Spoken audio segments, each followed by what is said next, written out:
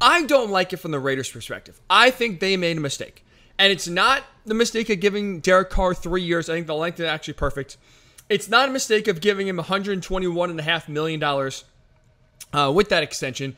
It's not the fact for me even that he is getting $40.5 million average annual value, which makes him the 5th highest quarterback on that average in the NFL right now.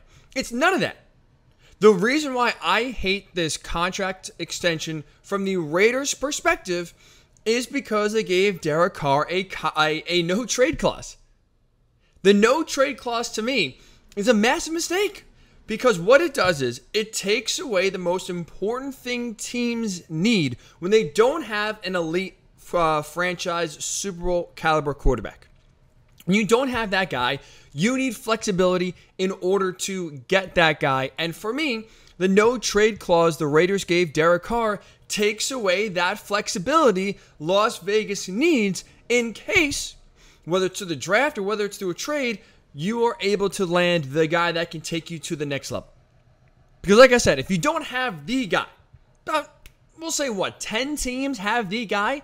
So just under a third of the NFL, just about a third of the NFL have a quarterback they feel like they can win a Super Bowl with. Well, the other 2/3 don't have the guy. They just have a guy.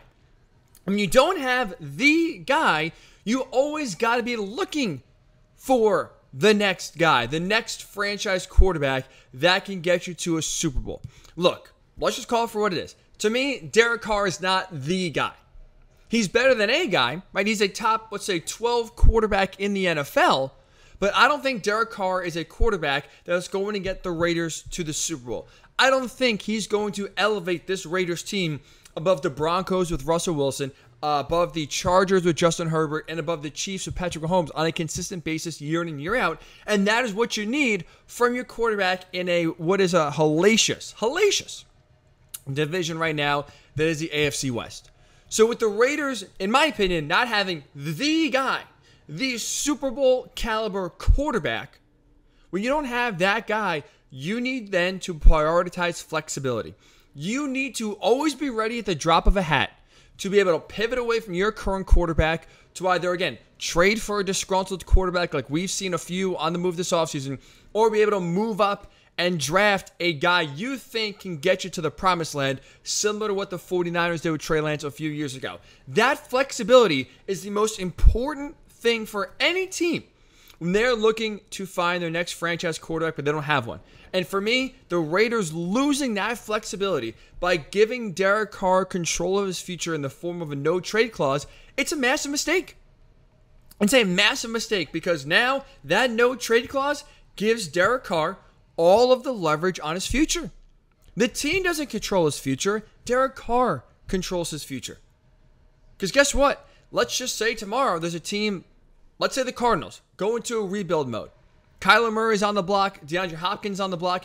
If these Cardinals are going to tear everything down, well, if you're Derek Carr, you want to go to a rebuilding Cardinals team? Absolutely not. You can veto that trade, and there goes any hopes of getting Kyler Murray.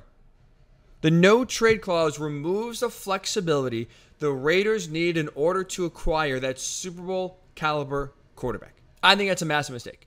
Now, I will say to the Raiders' credit, and to Derek Carr's credit, he is a quarterback that is too good to give up on. I don't think it's wise if you don't have one to just basically punt and either draft one or just, let's say sign Marcus Mariota or just a middling quarterback. Derek Carr is still a good quarterback. Again, he's a top 12 quarterback. He is capable, like we just saw this past season, of getting the Raiders to the playoffs. But really, outside of Russell Wilson, right? Outside of Deshaun Watson, there's really no other quarterback this offseason that you are going to trade Derek Carr for. So it's not like we're just kind of throwing Derek Carr to the side here and say, this guy stinks, trade him for anything, and we just want someone else here. Derek Carr is still a really damn good quarterback, and there's only, I would say, about 10 quarterbacks you'd move him off him for. Right? Like I just said, if he's a top 12 quarterback, there's not many above him that you would trade him for. Or there's not really any quarterbacks below him that you would trade him for. And none of those really, for the most part, top 10 quarterbacks are getting traded.